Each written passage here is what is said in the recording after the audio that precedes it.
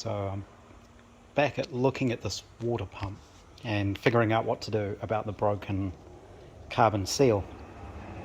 I have looked at mechanical seals, but I think the problem I've got there is this has already been machined, and those seals, even though you can get them for a 1/2 inch shaft, which is what this is, they're about 1 inch diameter and also about 1 inch deep, and there just isn't any room there to actually machine it to fit one of those seals. So I think I'm going to go with the original gland packing, which is what this is. That goes inside there, inside that little brass piece, and then that sort of clamps down.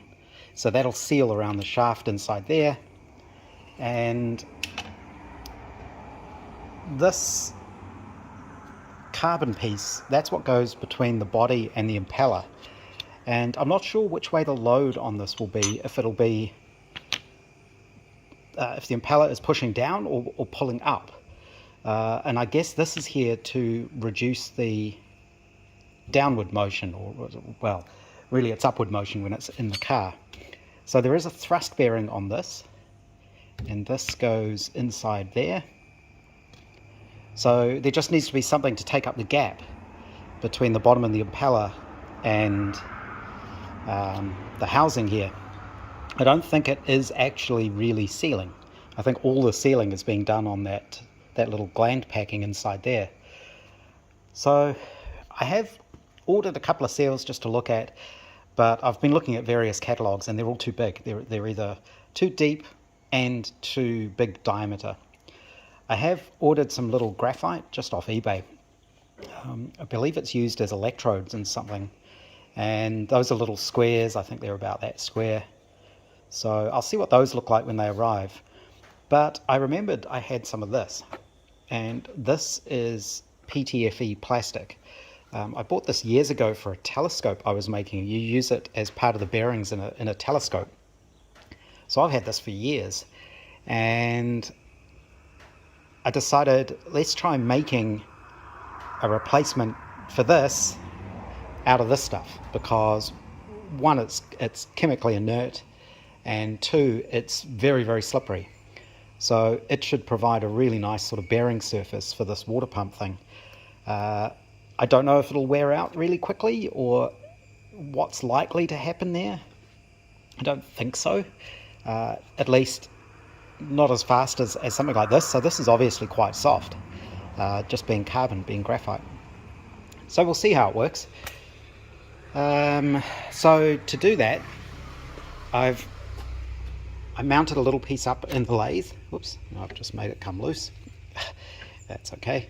And there's just a 1/2 inch hole through there, a 1/2 inch bolt, and just a little cutter, and I just cut out a disc.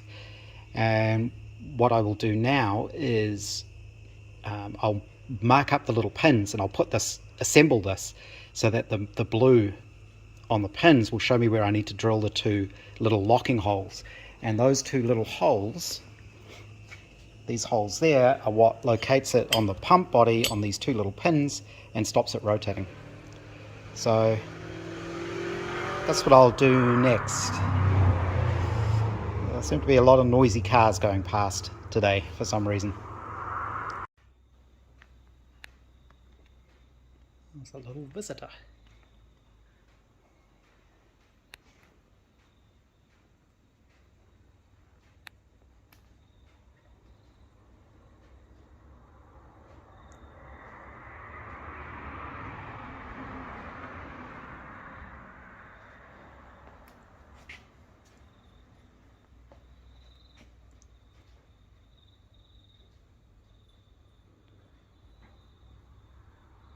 I used to think that Eva's getting stuck in here, but seems quite able to find his way out when he wants to. I think he just comes in and looks for bugs.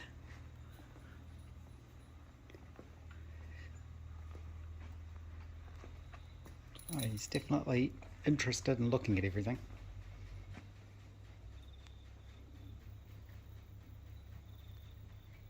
Anyway, we'll leave him to do what he wants to do. So the water pump, I've reassembled it again. I've put back in the gland packing inside there. I've got my Teflon seal underneath there. I laser cut a gasket for it, and I discovered after doing that one, this housing wasn't perfectly flat on the bottom, so I rubbed that down on a piece of wet and dry on a plate of glass. And the other problem I had is there's a little step here, and the housing here had been machined. It had been machined around here, but it hadn't been machined well enough, and this wouldn't actually sit all the way down on the body. The best way that I could have fixed that would have been set it up on the mill and then used the boring head just to bore a little step in there. But I couldn't really think of a really good way, a good solid way of holding this down. I guess I could sort of pack up under these things, but these are all different heights. You can see they're sort of stepped, and I was worried about being able to hold it securely enough. I sort of blued it all up just to see where it was hitting, and it was only in a very few places, so I ended up using a very small tungsten burr on the Dremel and just very, very carefully machining that down just by hand, and then I just sanded it smooth, and that was enough to let this now fit nicely over that. It's nice and tight. It doesn't really rattle around. These aren't exactly high precision water pumps anyway, so you know, once this is all bolted up, it should be fine. And I've ordered some 1/4 inch stainless steel rod so I can make up new studs. This is just temporary so it doesn't all fall apart. And I have had it on the car, and you can turn the car over on the starting handle and the pump seems to work fine, or it seems to turn fine. I'm not going to be sure if it works until I'm actually have it finished. So that's the pump. I also ordered some hose clamps for here. I was using the wire ones, but I found they really dig into the rubber hose a lot, so I've gone back to conventional worm drive ones. Apparently a lot of people swear by they're called T-clamp style, which is actually what I've used on the exhaust down here. If we can see it, sort of this style clamp. But I think on hoses, these worm drive ones are better because you get a much more even clamping force. Those T-handle ones, because it's sort of pulling the band around, you get stress points where it touches, and it's a bit slack in the middle where the T is, whereas these can strict down nicely all the way around. So I have attached that. I was looking at making a little adapter here so that I could adapt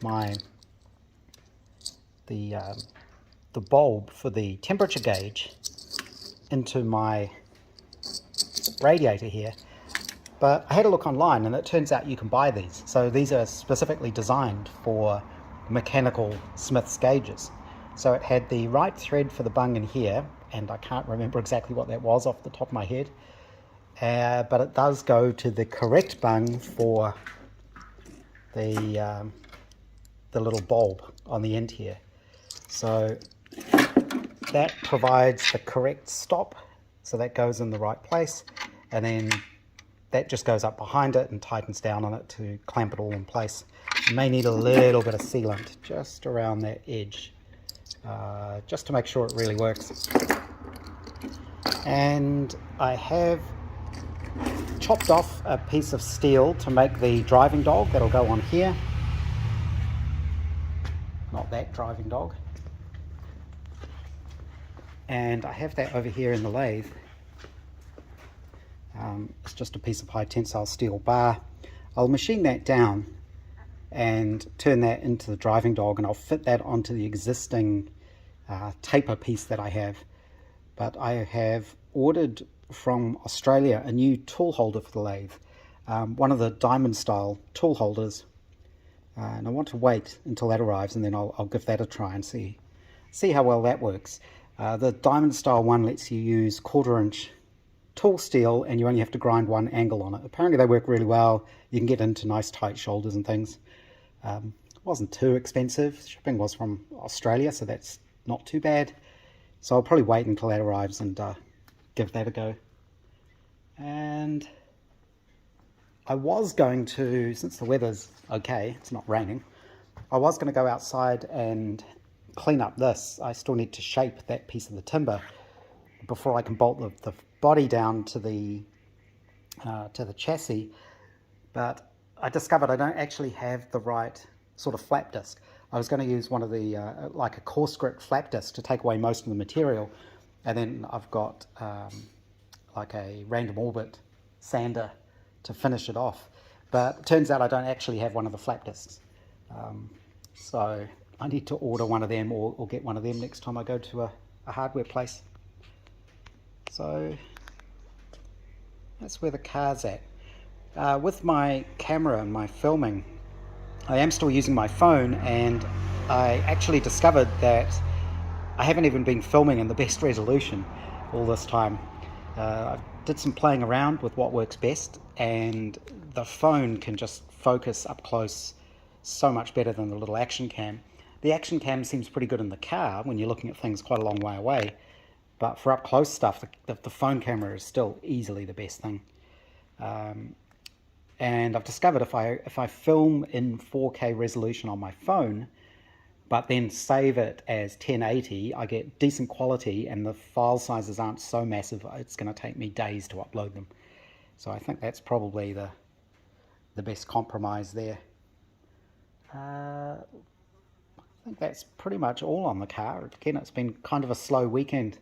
I was just going to do a little bit of cleanup in here, and then I think that's it for the weekend. This was another little purchase made recently. This was the pedal I made for my TIG welder.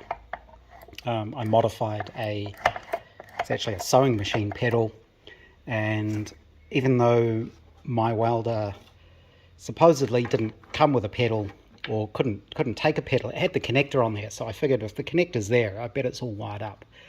So I found a very similar model, and it came with a wiring diagram. I was able to download that, and I was able to figure out what the connections are on these pins. And I was able to buy the connector just through AliExpress, dirt cheap of course, and wired up the pedal, and that works fine.